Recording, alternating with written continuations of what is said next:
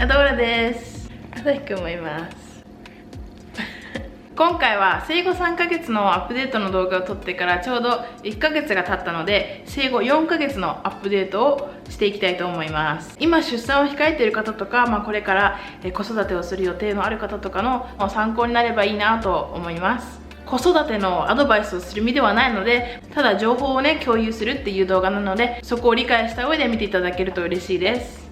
生後3ヶ月アップデートの動画では、授乳と睡眠について結構詳しくお話ししたんですけど、その2点に関してはこの1ヶ月で変わったところっていうのがそんなにないので、今回は省略させていただきます。そちらの動画をまだ見ていなくて情報が必要な方は、概要欄に生後3ヶ月アップデートのリンクを貼っておくので、そちらからチェックしてみてください。うんちしてるでしょ。うんちしてるでしょ。ちょっとうんちを変えてきます。戻ってきました。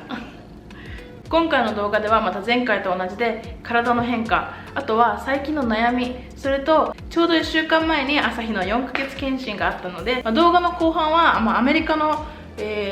4ヶ月検診っていうか検診っていうのがどういうものなのかっていうのと、あとは今回打った予防接種の話とか副反応の話とかもしてみようかなと思っています。あと検診の時の動画、予防接種の動画もちょっと撮ったので、よかったら最後まで見てください。それでは行ってみましょう。早速体の変化から。前回のアップデートの時は実は私が家で体重と身長を測ったので、どれだけ正確だったのかちょっとわからないんですけど、今回は小児科でちゃんと測ってもらったものなので、前回よりは正確なのかなと思います。まず身長が 25.4 インチ、センチメートルでいうと 64.5 センチメートルでした。で先月と比べると 3.5 センチ伸びていました。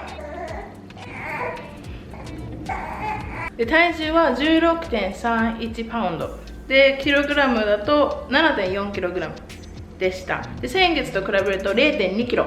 重くなってました。なので、1ヶ月に結構縦に伸びた感じなのかなと思います。で前回は触れなかったんですけど、おむつのサイズもちょうど、サイズアップして、アメリカのパンパースのサイズなんですけど、サイズ3になりました。日本よりもおむつのサイズが結構多いらしい、ちょっとわかんないですけどらしいので、アメリカに住んでる方は好きなおむつのブランドのサイズチャートとか言ってググると、何パウンドでこのサイズとか出てくるので、それを参考にするといいと思います。で洋服のサイズなんですけど、今着てるのが3ヶ月から6ヶ月用の洋服で、見ても分かる通り結構ぴったりなんですね。だから全然着れるんですけど、6ヶ月9ヶ月用の洋服の方が着させる時に楽なので、結構6ヶ月から9ヶ月用の服を着てることの方が多いです。あと、できるようになったことというか体の変化というか、前回寝返りができないっていうお話をしたんですけど、寝返りはまだしてないです。肩が抜ければ多分もう完成なのかなっていう感じなので、あと少しでできるようになるのかなっていう感じです。あと体の変化で言うと、先月に増して手先が器用になったかなっていう感じで、おしゃぶりとか結構自分でも手で持って入れたりとかするのが上手になったというか、なってきました。あとは器用っていうのかわからないんですけど、スタイを自分で外すようになりましたね。嫌なのかわかんないんですけど、すぐ自分でこうやってむしり取っちゃうんですよね。むしり取ったやつを口に入れて遊んだりとか、おもちゃとかもすごい口に入れたりとかして一人でよく遊んでます。どんどん人間らしくなってるというかできることがどんどん増えていくなっていう感じで、ビタースイーツですね。で次に最近の悩みなんですけど、こちらはラスベガスは最近になっていよいよ冷え込んできたなっていう感じで、季節が変わってきたんですけど、季節の変化とともに、朝日の肌荒れもちょっとひどくなってきて、ラスベガスってもともと砂漠なのでもう乾燥がすっごいんですよね。で湿度を今日調べたんですけど、13% だったんです。日本、例えば東京と比べると、今東京が同じ日55% です。40% も違うから、凄まじく本当に乾燥してるっていうのが伝わると思うんですけど、そのせいもあるって言われたんですけど、朝日は生後2ヶ月の時にアトピーという風に診断されました。で最初はステロイドも少し使って肌も順調に綺麗になっていたんですけど、季節が変わり始めて最近になってから、ドライパッチっていうのか白い斑点みたいな感じでところどころ体が乾燥しています。検診の時にね、お医者さんに聞いたら、保湿の回数を増やすようにって言われたので、今は最近1日に4回とか、気になるところがあれば、保湿するようにっていう風にしています。それでもやっぱり日によって結構ね、肌のコンディションもすごい変わってて、赤くなっちゃってる時とかも結構ある感じです。その他に特に悩みっていうのは、大きな悩みっていうのはないかな。ないね。ただね、コロナがね怖くて買い物に行くのも嫌だなっていう感じなんですけど、皆さんも大変だと思うんですけど、ご自愛ください。で、ここからはアメリカの検診と予防接種について少しお話ししていこうかなと思います。ただ私は日本でね、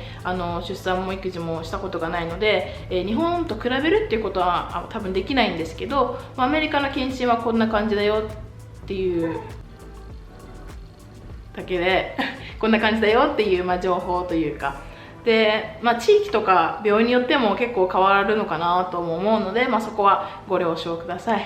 で、まず今回はね、4ヶ月検診だったんですけど、実は朝日が生まれてから小児科に行くのは今回で6回目でした多いですよね。そんなに行かないよね、普通。行くのかな。なんか最初生まれてすぐにから体重がね減ってしまってたんですよね。それも結構普通だって聞くんですけど、私たちが行ってた病院では体重が増え始めるまではなんか毎週来てくれみたいな感じで、新生児の間に4回も、小児科に行かなきゃいけなかったですね。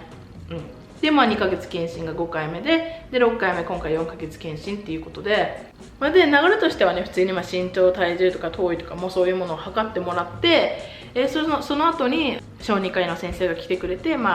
悩みとか質問とかはありますかっていうふうに聞いてくれて、それにこちらからこことこことこことここを見てほしいみたいな感じで言って、どんどん質問する感じ、それに対して先生が答えてくれる感じっていうのがメインですね。で、今回はその朝日の、肌のことを相談して、あとは離乳食についての指導を受けました。もうすぐっていうかね、あと少しですから始めたかったら始めてもいいよみたいな感じで、指導を受けました。で、今回の4ヶ月検診では、予防接種をね受けたんですけど、日本語で何て言うのか調べるの忘れちゃったので、ここら辺にね書いとこうかなと思うんですけど、今回はね DTaP、HIB、Polio、PCV13、13、whatever and rotavirus っていう予防接種を受けました。ロタは口から飲むやつ、日本も同じだと思うんですけど、口から飲むやつと、あとは足にね2本打ったので、混合なのかなんか混ざってるんだと思います。で、前回もあったんですけど、副反応っていうのが若干あって、今回も前回も朝日はねすごく機嫌が悪くなっちゃって、普段は全然泣かないんですけど、予防接種を受けた日はもう一日中泣いてるっていう感じですね。で、あとは注射を打ったところ、太ももに打つんですけど、注射を打ったところがね少し腫れて、3日間ぐらいは腫れてて、触るとすごい痛そうな感じでした。日本のようにね前もって書類をもらったり出したりとかいうのもないので、予防接種に関しては予防接種するよはみたいな感じで、これね紙をもらって後で勝手に読んでねみたいな感じなんですけど、ちゃんとねどんな注射を打ってるのかとか知りたいと思うので、特にアメリカに住んでる方は自分からガンガン質問することをおすすめします。迷惑かなとか恥ずかしいかなとか思っちゃうと思うし、言葉の壁とかもあるので、ついついね質問するのをためらっちゃったりする人とかも多いと思うし、私もそういう時もあるんですけど、やっぱりこっちは自分からもうガンガン質問していかないと何もわからないままになっちゃうし、親切に教えてくれる、説明してくれるっていうこともあまりないので、もう自分からねどんどんわからないことはとことんわかるまで質問するべきだと思います。これって何って全然聞いていいと思うし、嫌な顔はされないと思うし、されたところで別に知りたいことは知りたいことなんでね、そこはもう遠慮せずに、もうアメリカに住んでる人は特にもう遠慮せずに、特に子供のこととかはもう分かんないこととことん聞いた方がいいと思います。いいと思います。という感じでね、4ヶ月のアップデートをしてみました。いかがだったでしょうか。もしね少しでも役に立ったと思ったらいいねを、高評価をしていただけると嬉しいです。で、次は何かまたね大きな変化があれば、5ヶ月のアップデートで来月も同じような動画を作ろうと思うんですけど、そんなになければまた6ヶ月ぐらいにでもアップデートの動画を作ろうと思うので、興味のある方はチャンネル登録よろしくお願いします。お見逃しなく。最後まで見ていただいてありがとうございました。それでは次の動画でお会いしましょう。バイバイ。まさきくんもバイバイって言う？やだね。ごめんなさい。今日は嫌だそうです。じゃあねー。